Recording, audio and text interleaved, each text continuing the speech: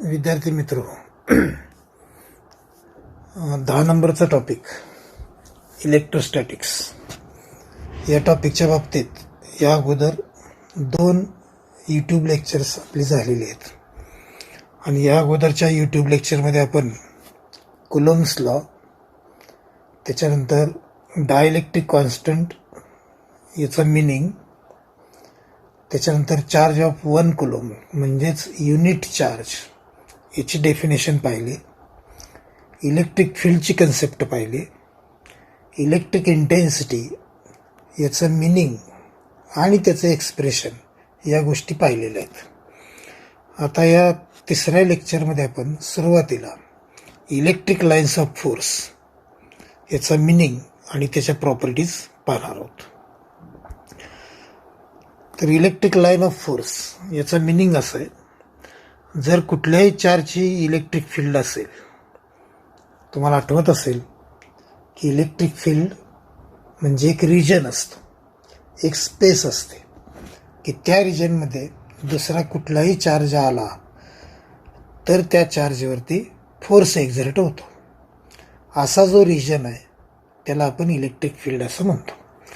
तर कुठल्या तरी चार्जची एक इलेक्ट्रिक फील्ड आहे आणि त्या इलेक्ट्रिक फील्डमध्ये आपण जर युनिट पॉझिटिव्ह चार्ज ठेवला तर इलेक्ट्रिक फील्डच्या कन्सेप्टनुसार या युनिट पॉझिटिव्ह चार्जवरती फोर्स ॲक्ट होतो. ज्या डिरेक्शनमध्ये फोर्स ॲक्ट होतो त्या डिरेक्शनमध्ये हा चार्ज मूव्ह होतो. ज्या पाथने, ज्या ट्रॅकने तो युनिट पॉझिटिव्ह चार्ज मूव्ह होतो त्या पाथलाच, त्या ट्रॅकलाच इलेक्ट्रिक लाईन ऑफ फोर्स असं म्हणायचं. परत एकदा बघा, कुठल्या तरी चार्जची इलेक्ट्रिक फील्ड, त्या इलेक्ट्रिक फील्डमध्ये आपण युनिट पॉझिटिव्ह चार्ज ठेवायचा. इलेक्ट्रिक फील्डच्या कन्सेप्टनुसार या युनिट पॉझिटिव्ह चार्जवरती फोर्स ॲक्ट होईल आणि जर या डिरेक्शनमध्ये फोर्स ॲक्ट होत असेल तर या डिरेक्शनमध्ये हा चार्ज मूव्ह होईल. मग ज्या पाथने तो चार्ज मूव्ह होतो त्या पाथलाच इलेक्ट्रिक लाईन ऑफ फोर्स असं म्हणायचं. मग इलेक्ट्रिक लाईन ऑफ फोर्स याची एका शब्दात व्याख्या सांगायची म्हटलं तर इलेक्ट्रिक लाईन ऑफ फोर्स हा एक पाथ असतो. असा पाथ की ज्या पाथनं युनिट पॉझिटिव्ह चार्ज इलेक्ट्रिक फील्डमध्ये ठेवला असता मूव्ह होतो, अशा पाथला इलेक्ट्रिक लाईन ऑफ फोर्स असं म्हणायचं. किंवा इंग्रजीत असं सांगता येईल, the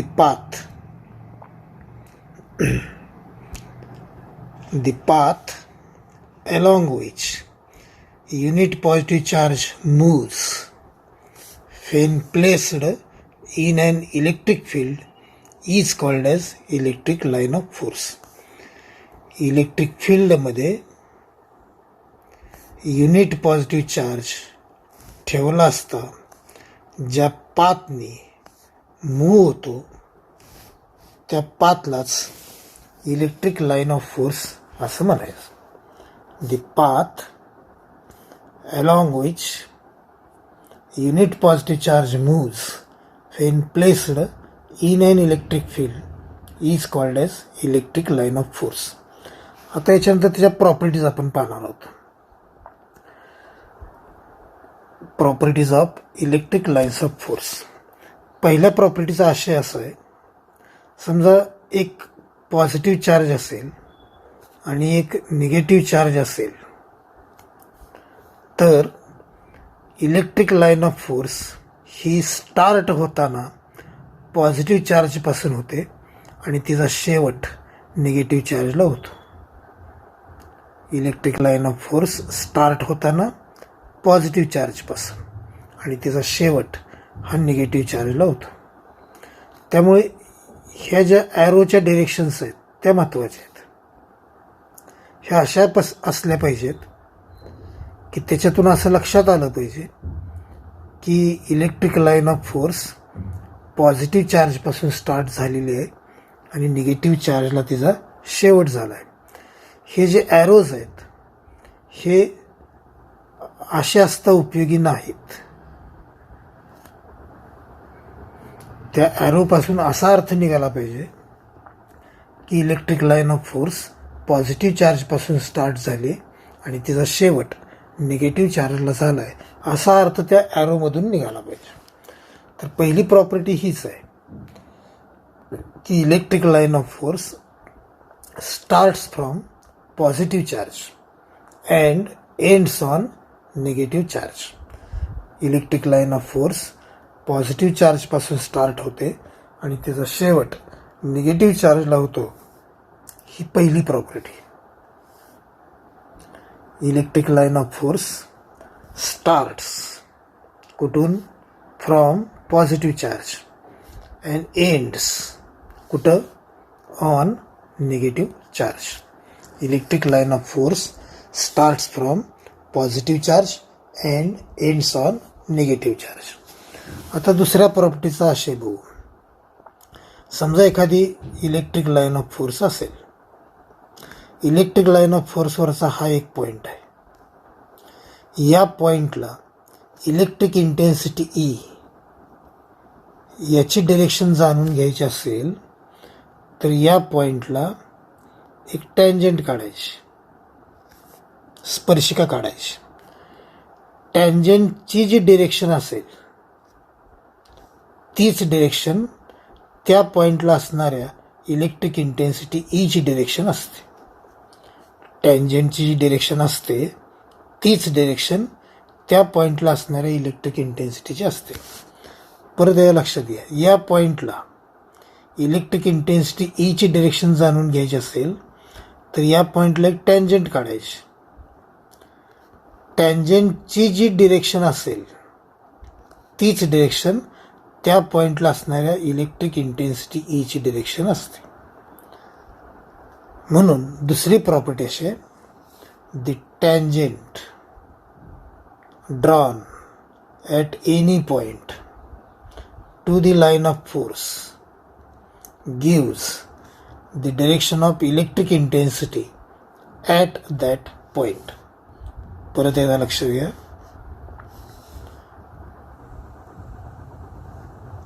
The tangent drawn at any point to the line of force gives the direction of electric intensity at that point. तर ही दुसरी property. The tangent drawn at any point to the line of force gives the direction of electric intensity at that point. तिसरी जी property आहे तिचा आशय असा आहे की एखादा positive charge असेल आणि एखादा निगेटिव्ह चार्ज असेल तर यांच्या दरम्यान इलेक्ट्रिक लाईन ऑफ फोर्स ह्या अशा असतात.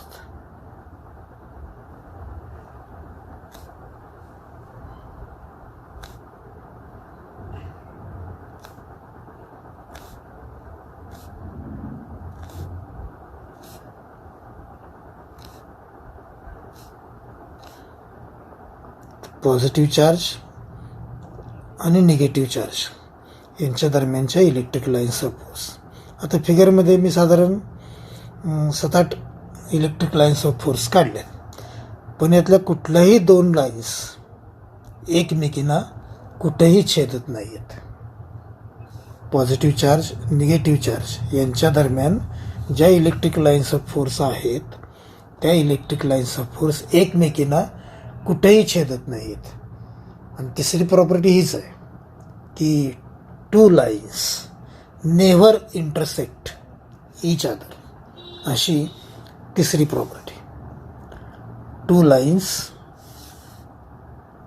Never intersect each other. To intersect म्हणजे छेदणे, नेव्हर इंटरसेक्ट ईच अदर म्हणजे त्या कुठेही छेदत नाहीत. कोणत्याही दोन लाईन्स एकमेकींना कुठेही इंटरसेक्ट करत नाहीत, अशी ही तिसरी property. Two lines never intersect each other. आता चौथ्या प्रॉपर्टीचा आशय बघू. ॲल्युमिनियम सारखा एखादा कंडक्टर असेल, ॲल्युमिनियम सारखा किंवा कॉपर सारखा एखादा कंडक्टर असेल, तर त्याच्यातून electric lines of force pass होत नाहीत. परंतु प्लॅस्टिक सारखा एखादा इन्सुलेटर असेल, तर त्याच्यातून electric lines of force pass होतात. कंडक्टरमधून पास होत नाहीत, परंतु इन्सुलेटरमधून पास होतात. चौथ्या प्रॉपर्टीचा आशय असा आहे की इलेक्ट्रिक लाईन्स ऑफ फोर्स कंडक्टरमधून पास होत नाहीत, परंतु इन्सुलेटरमधून त्या पास होतात. आणि ती चौथी प्रॉपर्टी एक्झॅक्टली अशी आहे की electric lines of force do not pass, कशातून? Through conductor, but they can pass, कशातून? Through insulator. Electric lines of force do not pass through conductor, but they can pass through insulator.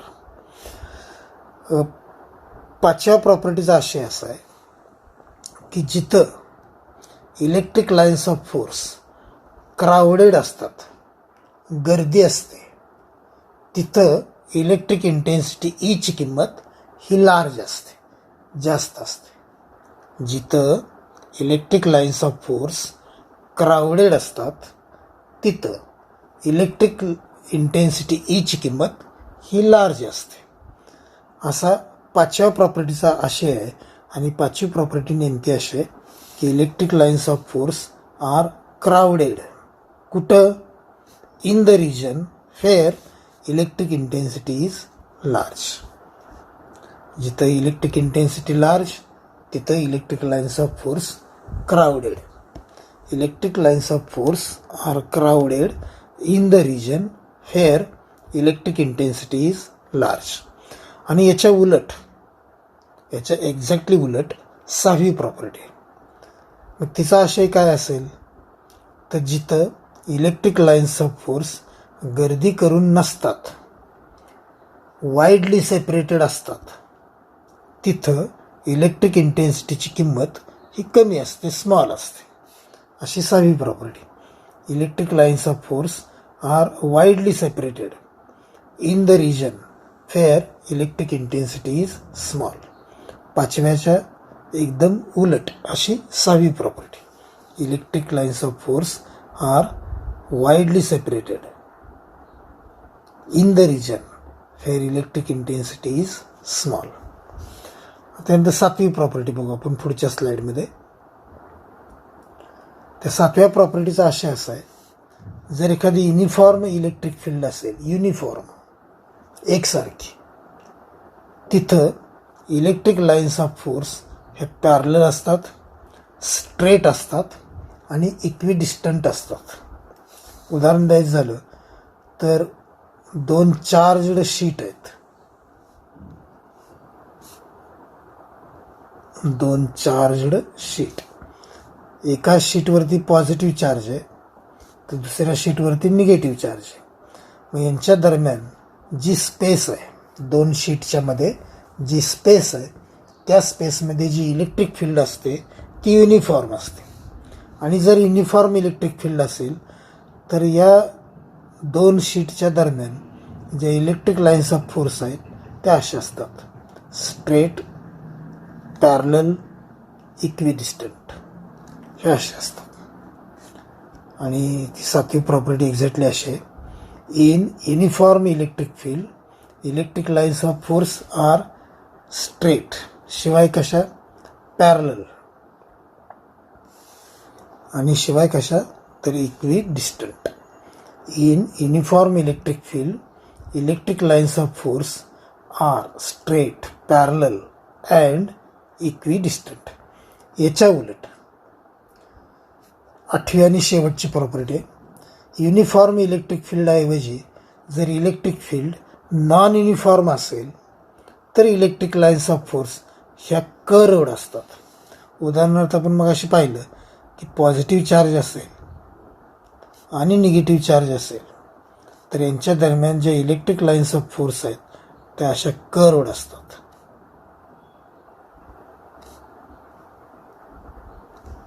7व्या प्रॉपर्टीच्या एकदम उलट अशी 8वी प्रॉपर्टी आहे. In non uniform electric field electric lines of force are curved. तरी शेवटची आणि 8वी property in non uniform electric field electric lines of force are curved. तर अशा एकूण 8 प्रॉपर्टीज आहेत. परत एकदा 1 बाय 1 बघू. पहिली property, electric line of force starts from positive charge ends on negative charge. Second property, the tangent drawn to the line of force gives the direction of electric intensity at that point.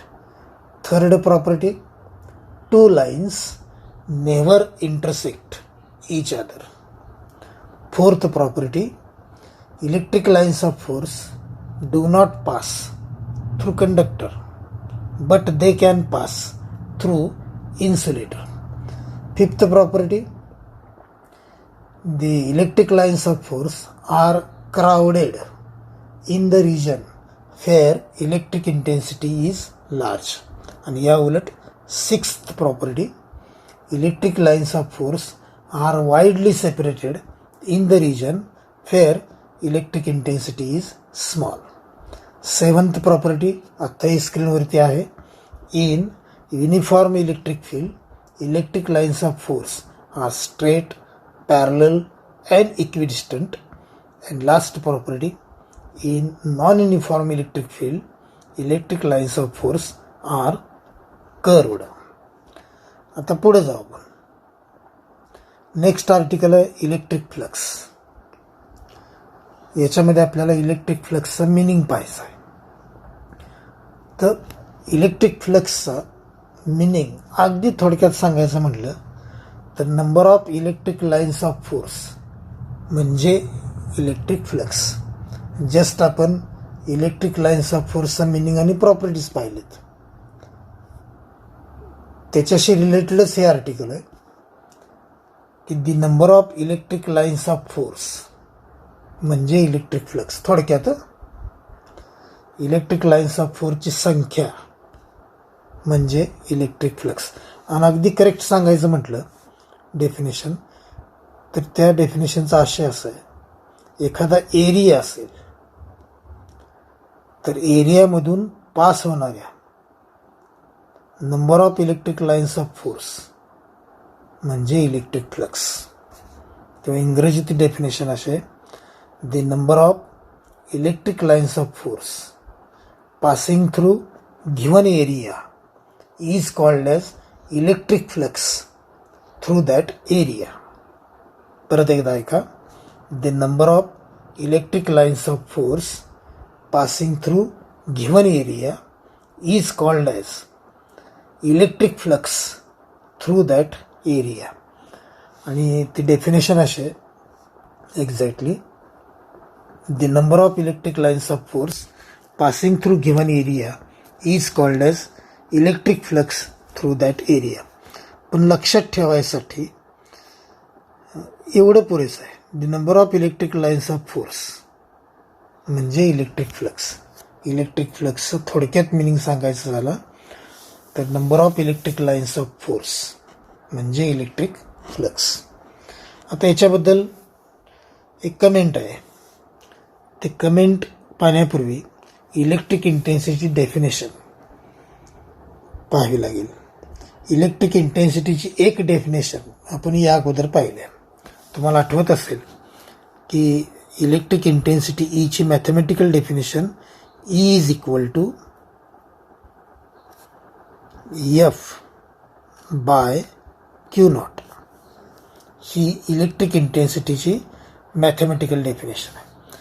किंवा E is equal to F by Q naught हे वर्डिंगमध्ये कसं सांगायचं तर electrostatic force per unit charge is called as electric intensity. किंवा अगदी correct सांगायचं म्हटलं तर electric intensity at a point in the electric field is defined as electrostatic force per unit charge. ही एक डेफिनेशन आपण या अगोदर पाहिले. आता इथं आपण दुसरी डेफिनेशन पाहतोय. Electric intensity is defined as the number of electric lines of force per unit area. आता ज्यावेळेला आपण असं म्हणतो की electric intensity is defined as number of electric lines of force per unit area, हे मॅथमॅटिकली कसं म्हणायचं, तर E is equal to number of electric lines of force divide by area. जे वरती आपण वर्डिंगमध्ये म्हटलं आहे की number of electric lines of force per unit area, हे मॅथमॅटिकली असं म्हणायचं. E is equal to number of electric lines of force divide by area. आणि जस्ट आपण पाहिलं किंवा ही जी आता मॅथमॅटिकल डेफिनेशन आहे ती number of electric lines of फोर्ससाठी असे लिहिता येईल. The number of electric lines of force is equal to E into area. ही वरची डेफिनेशन अशी लिहिता येईल. आणि number of electric lines of force ही इलेक्ट्रिक फ्लक्सची डेफिनेशन आहे. म्हणून electric flux is equal to E into area. आणि इथं लक्षात ठेवा ही इलेक्ट्रिक फ्लक्सची मॅथमॅटिकल डेफिनेशन आहे. ही शाब्दिक डेफिनेशन वर आहे ती. Mathematical definition electric flux is equal to E into area. आणि ही लक्षात ठेवा एरियाला इलेक्ट्रिक इंटेन्सिटी E न मल्टिप्लाय केलं की तुम्हाला इलेक्ट्रिक फ्लक्स मिळेल. फक्त एकच कंडिशन आहे, इलेक्ट्रिक इंटेन्सिटी E ही एरियाला परपेंडिक्युलर पाहिजे, नॉर्मल पाहिजे.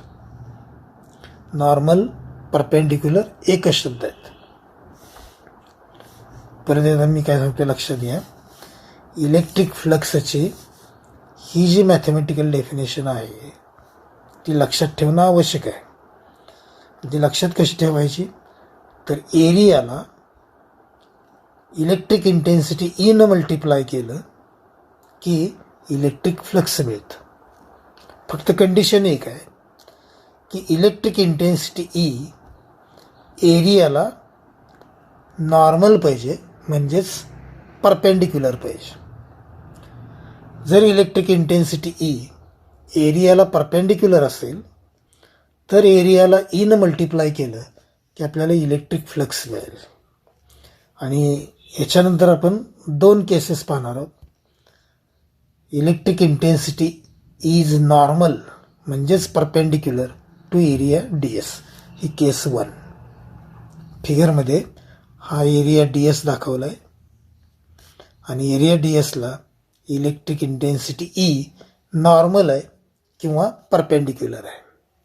So DS is the small area, E is the electric intensity which is normal to area DS.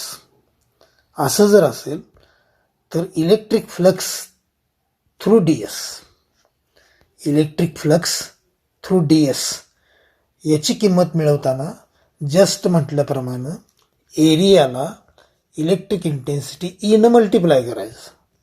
इथं एरिया कोणता आहे तर DS आहे. इंटेन्सिटी किती आहे तर E. तर एरिया DSला E न मल्टिप्लाय केल्यानंतर तुम्हाला इलेक्ट्रिक फ्लक्स मिळेल. आणि इलेक्ट्रिक फ्लक्ससाठी नोटेशन आहे d phi. d phi is the notation for electric flux. So electric flux d phi through area DS is given by electric flux d phi is equal to EDS. Area DSला electric intensity E न multiply करायचं. EDS यालाच electric flux d phi असं म्हणायचं. इथं electric intensity E area DSला normal आहे, म्हणून DS आणि E यांच्या प्रॉडक्टला, यांच्या मल्टिप्लिकेशनला इलेक्ट्रिक फ्लक्स d phi असं म्हणायचं. आता केस 2 जी आहे ती मात्र अशी नाही. तर केस 2 मध्ये इलेक्ट्रिक इंटेन्सिटी E ही एरिया DSला नॉर्मल नाही. तर केस 2 area DS this is electric intensity. Area ds तो तिरका आहे आणि त्यामुळे electric intensity E area ds ला नॉर्मल नाही. So ds is the small area and E is the electric intensity which is not normal to area ds. जर electric intensity E area ds ला normal नसेल, अशा वेळी काय करायचं, तर एरिया ds ला नॉर्मल काढायचं. नॉर्मल परपेंडिक्युलर म्हणजेच नॉर्मल काढायचे. तर ड्रॉ नॉर्मल कुणाला, to area ds. Theta is the angle made by normal with electric intensity E. Electric intensity E आणि नॉर्मल याच्यातला अँगल जर थीटा असेल तर ईचा, इलेक्ट्रिक इंटेन्सिटी ईचा नॉर्मलवरती, नॉर्मलच्या डिरेक्शनवरती कॉम्पोनंट मिळवायचा. आता ईचा नॉर्मलच्या डिरेक्शनमध्ये कॉम्पोनंट मिळवताना ईचं प्रोजेक्शन त्या नॉर्मलवरती घ्यायचं. ईची सावली नॉर्मलवरती घ्यायची. मग ते प्रोजेक्शन असं मिळेल. आणि ईचं नॉर्मलवरती घेतलेलं जे प्रोजेक्शन आहे तो ईचा नॉर्मलच्या डिरेक्शनमधला कॉम्पोनंट असेल. जर ई आणि नॉर्मल याच्यातला अँगल थीटा असेल तर या कॉम्पोनंटची मॅग्निट्यूड ही ई कॉस थीटा इतकी असेल. Component E, component of E normal to area ds is E cos theta. परत एकदा थोडंसं लक्षात घ्या की इंटेन्सिटी ई एरिया ds ला नॉर्मल नाही आहे. जर इंटेन्सिटी ई एरिया ds ला नॉर्मल नसेल तर एक नॉर्मल काढायची. फिगरमध्ये दाखवल्याप्रमाणे नॉर्मल आणि इंटेन्सिटी याच्यातला अँगल थीटा आहे. त्यानंतर इलेक्ट्रिक इंटेन्सिटी ईचा नॉर्मलच्या डिरेक्शनमधला कॉम्पोनंट मिळवायचा. तो कसा मिळवायचा, तर ईची सावली, ईचं प्रोजेक्शन नॉर्मलवरती घ्यायचं. मग ते प्रोजेक्शन, ती सावली ही अशी मिळेल.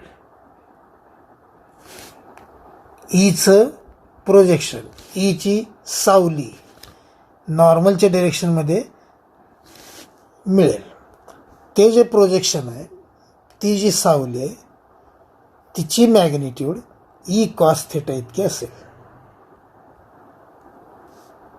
आणि ई कॉस थीटा हा ईचा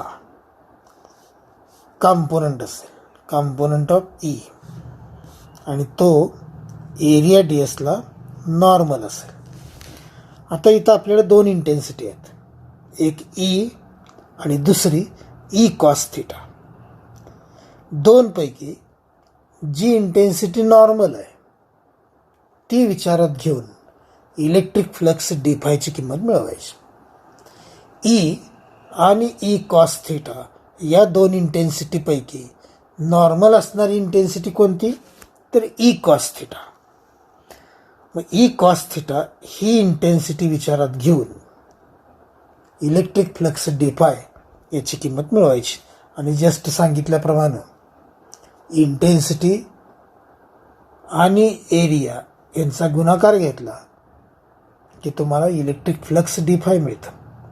फक्त इंटेन्सिटी ई एरियाला कशी पाहिजे, नॉर्मल पाहिजे, परपेंडिक्युलर पाहिजे. मग इथं कोणती इंटेन्सिटी परपेंडिक्युलर आहे, तर ई कॉस थीटा. मग ई कॉस थीटा या इंटेन्सिटीला एरिया dsनं मल्टिप्लाय केलं की तुम्हाला electric flux through ds d फायची किंमत मिळेल. So electric flux d phi through area ds is given by electric flux d phi is equal to E cos theta ही इंटेन्सिटी आणि हा एरिया ds, एरिया dsला इंटेन्सिटीनं मल्टिप्लाय करायचं. मग d5 is equal to E cos theta ds मिळेल. परंतु म्हणायला जरासं बरं वाटावं म्हणून ई कॉस थिटा ds म्हणण्याऐवजी ई ds कॉस थिटा असं म्हणायचं. So electric flux d5 is equal to finally E ds cos theta. तर ही केस 2. लक्षात ठेवा की एरिया dsला इंटेन्सिटी ई नॉर्मल असेल, परपेंडिक्युलर असेल, तर electric flux d5 is equal to E ds. Electric intensity E area dsला नॉर्मल नसेल तर electric flux d5 is equal to E ds cos theta. तर ह्या 2 केसेस. यानंतर असं कुठं भेटलं, असं कुठं दिसलं की इलेक्ट्रिक इंटेन्सिटी ई एरिया dsला नॉर्मल आहे, तर कसलाही विचार न करता electric flux d5 is equal to E ds लिहून टाकायचं. या उलट जर असं कुठं दिसलं की इलेक्ट्रिक इंटेन्सिटी ई एरिया dsला नॉर्मल नाही, तर कसलाही विचार न करता इलेक्ट्रिक फ्लक्स d5 याची किंमत ई ds कॉस थिटा ही लिहायची. तर दोन्ही केसेस आपल्याला इथून पुढं वापराव्या लागतील, म्हणून लक्षात ठेवा. बाकी तुम्ही सगळे विसरला तरी चालेल, परंतु या 2 केसेस लक्षात ठेवा. कोणत्या, परत एकदा रिपीट करतो. इलेक्ट्रिक इंटेन्सिटी ई एरिया dsला नॉर्मल असेल तर electric flux d5 is equal to E ds. जर इलेक्ट्रिक इंटेन्सिटी ई एरिया dsला नॉर्मल नसेल तर electric flux d5 is equal to E ds cos theta. आणि हे लक्षात ठेवून आपण पुढे जाऊ. आता यानंतर थोडंसं चॅलेंजिंग आर्टिकल असं आहे. ते चॅलेंजिंग आर्टिकलचं नाव आहे गॉस लॉ. व्यवस्थित लक्ष असेल तर कळेल, याशिवाय एकदा बघून ते कळलं असं नाही. तुम्हाला हे आर्टिकल वरचेवर पाहावं लागेल. तर गॉस लॉ, याच्यामध्ये आपल्याला गॉस लॉचं डेरिवेशन आहे सुरुवातीला, आणि त्यानंतर गॉस लॉचं स्टेटमेंट आहे. तर फिगरमध्ये एक क्लोज्ड सरफेस दाखवला आहे. क्लोज्ड सरफेस म्हणजे तुम्ही असं इमॅजिन करू शकता की बॉल, कुठेही पंक्चर नसलेला बॉल हा क्लोज्ड सरफेस असू शकतो.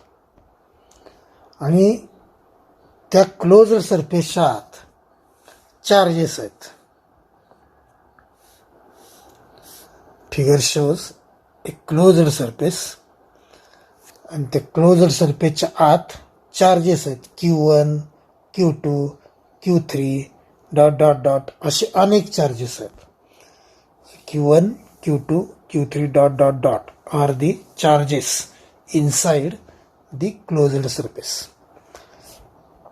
अनेक चार्जेस पैकी एकच चार्ज विचारात घ्यायचा, चार्ज Q1.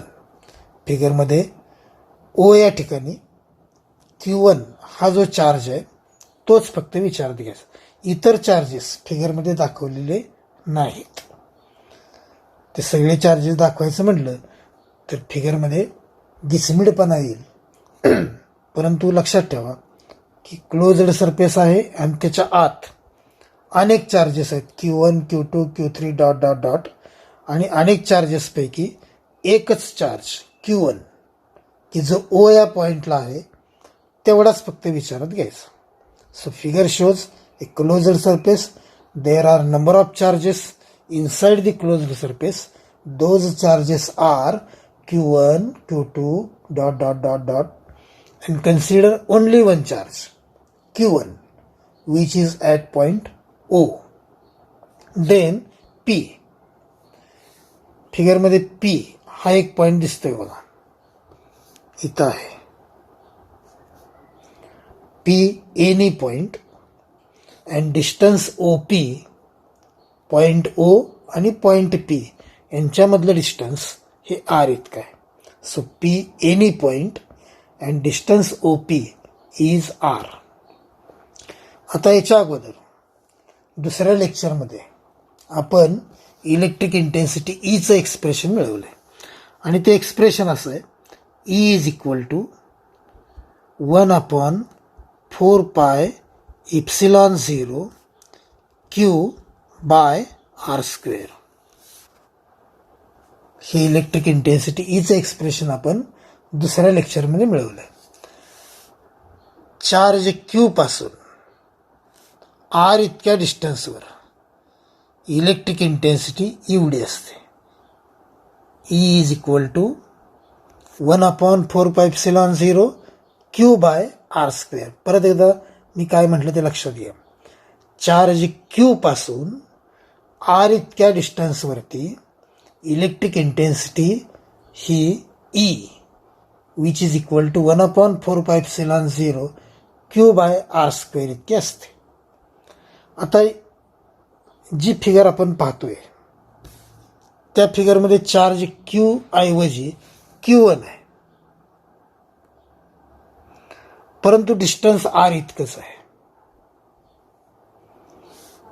त्यामुळं electric intensity at point P याचं एक्सप्रेशन लिहिताना Q ऐवजी Q1 येईल, बाकी सगळं येणारच. 1/4πε0 येणार, R² येणार. म्हणून इलेक्ट्रिक इंटेन्सिटी, पुढच्या स्लाइडमध्ये जाऊ आपण. Electric intensity at point P at a distance R from charge Q1 is given by E is equal to 1/4πε0 Q1 by R², and this is equation number 1. Now ds is the small area at P. ds is the small area at P, and electric intensity E given in equation 1 is not normal to area ds. Electric intensity E is not normal to area ds. Area ds आणि electric intensity E normal नाही आहे. जर normal नसेल तर याच्या अगोदर मागच्या स्लाइडमध्ये 2 केसेस पाहिलेत आपण. इलेक्ट्रिक इंटेन्सिटी E एरिया dsला नॉर्मल असेल तर इलेक्ट्रिक फ्लक्स डी∅ची किंमत EdS, आणि जर इलेक्ट्रिक इंटेन्सिटी E एरिया dsला नॉर्मल नसेल तर इलेक्ट्रिक फ्लक्स डी∅ची किंमत d∅ is equal to EdS cos θ. इथं इलेक्ट्रिक इंटेन्सिटी E एरिया dsला नॉर्मल नाही, म्हणून इलेक्ट्रिक फ्लक्स डी∅ ची किंमत ही EdS cos θ इतकी येईल केस 2 नुसार. आणि इलेक्ट्रिक फ्लक्स डी∅ through ds due to charge Q1 is equal to EdS cos θ. This is equation number 2. आता इक्वेशन 1 कोणतं होतं मागच्या स्लाइडमध्ये, तर E is equal to 1/4πε0 into Q1 by R². हे इक्वेशन नंबर 1. इक्वेशन 2 मध्ये E आहे आणि इक्वेशन 1 मध्ये Eचं एक्सप्रेशन आहे. फ्रॉम 1 and 2 आपल्याला असं लिहिता येईल, इलेक्ट्रिक फ्लक्स डी∅ through ds due to Q1 is equal to 1/4πε0 Q1 by R² into ds cos θ. आपण फक्त काय केलंय, इक्वेशन 2 मध्ये जी E आहे त्या Eचं एक्सप्रेशन आपण इथं वापरले, 1/4πε0 Q1 बाय R². आता हे जे इक्वेशन आहे ते थोडंसं रिअरेंज करून असं लिहायचं आहे. इक्वेशन तेच आहे, फक्त आपण काय केलं, ds cos theta by R square वेगळं काढलंय आणि राहिलेलं कंसात लिहिलंय Q1 अपॉन 4πε0. बाकी काही केलेलं नाही. हे इक्वेशन फक्त थोडंसं रिअरेंज करून लिहिलंय. रिअरेंज केले म्हणजे काय केलंय, तर ds cos theta by R square हे वेगळं काढलंय आणि राहिलेलं अगोदर कंसात लिहिलंय Q1 अपॉन 4πε0. पुढच्या स्लाइडमध्ये तेच इक्वेशन आपण परत विचारात घेतलंय. Electric flux d phi through ds due to Q1 is equal to Q1 upon 4πε0 ds cos theta by R square. आता या इक्वेशनमध्ये ds cos theta by R square ही सॉलिड अँगल डी ओमेगाची डेफिनेशन आहे. ds cos theta by R square is equal to d omega आणि d ओमेगाचं नाव solid angle subtended by ds at O. Area dsनं O या पॉइंटला जो सॉलिड अँगल सबस्टेंड केला आहे डी ओमेगा, त्याची ही डेफिनेशन आहे. त्यामुळे कुठनं आणली विचारायची नाही. दोन लाईनमध्ये जो अँगल असतो तो प्लेन अँगल असतो आणि तो जनरली आपण थीटा या लेटरने डिनोट करतो. स्मॉल असेल तर डी थिटा या नोटेशनने डिनोट करतो. परंतु जर एरिया असेल तर एरियानं एखाद्या पॉइंटला अँगल सबस्टेंड करताना तो प्लेन अँगल नसतो, तर तो सॉलिड अँगल असतो आणि त्या सॉलिड अँगल डी ओमेगाची ही डेफिनेशन आहे ds cos theta by R square. तर ही डेफिनेशन आपण या वरच्या इक्वेशनमध्ये वापरणार आहोत. या इक्वेशनमध्ये ds cos theta by R square याच्याऐवजी डी ओमेगा लिहिणार आहोत. मग वरचं इक्वेशन असं होईल की electric flux d phi through ds due to Q1 is equal to Q1 upon 4πε0 into d omega. आता याच्यानंतर ds हा छोटासा एरिया, त्याच्याशी रिलेटेड इलेक्ट्रिक फ्लक्स हे एवढं आहे. तर ds वरती एवढं, तर अख्ख्या क्लोज्ड सरफेसवरती किती हे मिळवताना इंटिग्रेशन घ्यावं लागेल. So electric flux through closed surface ds ऐवजी अख्खा क्लोज्ड सरफेस विचारात घेतला तर इलेक्ट्रिक फ्लक्स किती हे मिळवताना फक्त याचं इंटिग्रेशन घ्यायचं. हे इंटिग्रेशनचं चिन्ह आहे.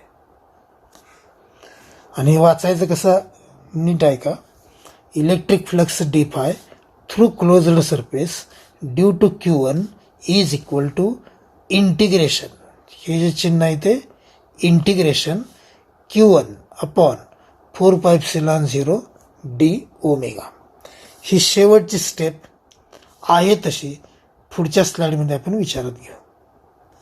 Electric flux d phi through closed surface due to Q1 is equal to integration Q1 upon 4πε0 d omega. आता पुढच्या स्टेपला काय करायचं, जे कॉन्स्टंट आहेत ते इंटिग्रेशन चिन्हाच्या बाहेर घ्यायचे. आता Q1 अपॉन 4πε0 हा कॉन्स्टंट आहे, मग तो इंटिग्रेशन चिन्हाच्या बाहेर येईल आणि इंटिग्रेशन चिन्हाच्या आत फक्त डी ओमेगा राहील. So electric flux d phi through closed surface due to Q1 is equal to Q1 upon 4πε0 integration d omega. आता याच्यानंतर इंटिग्रेशन डी ओमेगाची किंमत ही 4π इतकी असते. इंटिग्रेशन डी ओमेगाची किंमत 4π. ती जर वापरली तर हे इक्वेशन आपल्याला असं लिहिता येईल की electric flux d phi through closed surface due to Q1 is equal to Q1 upon 4 pi epsilon 0 into 4 पाय. आता हे शेवटचं जे इक्वेशन आहे ते पुढच्या स्लाइडमध्ये आपण आहे असं विचारात घेऊ. Electric flux d phi through closed surface due to Q1 is equal to Q1 upon 4 pi epsilon 0 into 4 पाय. आता सहज लक्षात येतं आहे की 4 पायला 4 पाय कॅन्सल होईल आणि त्यामुळं electric flux d phi through closed surface due to Q1 is equal to Q1 by epsilon. आता Q1 मुळे क्लोज्ड सरफेसवरती डी फाय इतकं इलेक्ट्रिक फ्लक्स म्हणजेच किती तर Q1 बाय इप्सिलॉन 0 एवढं इलेक्ट्रिक फ्लक्स. परत याला लक्षात घ्या, Q1 मुळे क्लोज्ड सरफेसवरती Q1 बाय इप्सिलॉन 0 एवढं इलेक्ट्रिक फ्लक्स. तर Q2 मुळे किती असेल तर सिंपल आहे. Similarly electric flux d phi through closed surface due to Q2 is equal to Q2 by epsilon 0 असेल. Similarly electric flux d phi through close surface due to Q3 किती असेल तर Q3 by epsilon 0 dot dot dot dot dot. Close surface वरती Q1 मुळे Q2 मुळे प्रत्येक चार्जमुळं असणारे electric flux आपण मिळवलं. Q1 by epsilon 0, Q2 by epsilon 0, Q3 by epsilon 0 dot dot dot. आता electric flux through closed surface due to all charges किती असेल. All charges electric flux through closed surface due to all charges मिळवताना प्रत्येक electric फ्लक्सची सम घ्यायची, बेरीज घ्यायची. Q1 मुळे Q1 बाय इप्सिलॉन 0, Q2 मुळे Q2 बाय इप्सिलॉन 0, Q3 मुळे Q3 बाय इप्सिलॉन 0 या सगळ्यांची सम घेतली की आपल्याला electric flux through closed surface due to all charges मिळेल. आता हेच असं लिहिता येईल, electric flux d phi through closed surface due to all charges is equal to 1 upon epsilon 0. हे आपण कॉमन घेतलंय. 1 by epsilon 0 into bracket Q1 plus Q2 plus Q3 plus dot dot dot dot. या इक्वेशनमध्ये अनेक term आहेत. प्रत्येक टर्ममध्ये epsilon 0 आहे आणि तो डिनॉमिनेटरमध्ये आहे.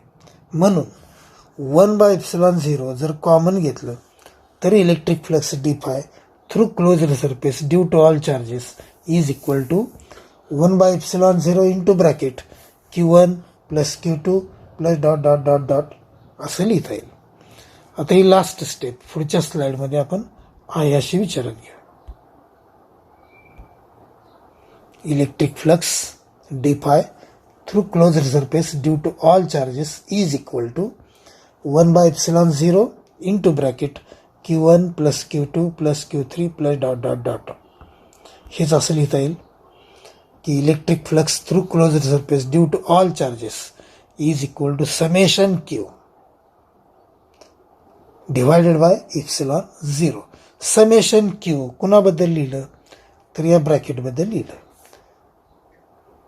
Q1 plus Q2 plus Q3 plus dot dot dot dot ही जी सम आहे त्या समबद्दल आपण समेशन Q असं लिहिलंय. पण समेशन Q याच्याबद्दल जर आपण Q लिहिलं तर त्या Qचा अर्थ असा असेल net charge inside the closed surface. Net charge inside the closed surface असा त्या Qचा अर्थ असेल. आणि समेशन Q बद्दल जर आपण कॅपिटल Q लिहिलं तर इक्वेशन आपल्याला असं मिळेल, electric flux d phi through closed surface is equal to Q by epsilon 0. And this is Gauss law. हे गॉस लॉचं मॅथमॅटिकल स्टेटमेंट आहे. Electric flux d phi through closed surface due to all charges is equal to Q by epsilon 0. This is mathematical statement of Gauss law. आणि याच्यावरून आपल्याला Gauss लॉचं शाब्दिक statement पण सांगता येतं. जर तुम्हाला क्यूला काय म्हणायचं हे माहीत असेल तर गॉस लॉचं जे वर्डिंग आहे ते सांगता येईल. क्यूला काय म्हणायचं हे वरती आहेच. Q is the net charge inside the closed surface. हे क्यूला म्हणायचं. इप्सिलॉन झिरोला काय म्हणायचं? Permittivity of vacuum. हे इप्सिलॉन झिरोला म्हणायचं. आणि मग गॉस लॉचं वर्डिंग असं सांगता येईल ह्या मॅथमॅटिकल स्टेटमेंटवरूनच. Electric flux through closed surface due to all charges is equal to net charge enclosed by the closed surface divided by permittivity of vacuum epsilon 0. किंवा ते स्टेटमेंट असं सांगता येईल याच्यावरून. Electric flux through closed surface due to all charges inside the closed surface is equal to net charge inside the closed surface divided by permittivity of vacuum. याच्यावरून सांगता येईल. परत एकदा बघा.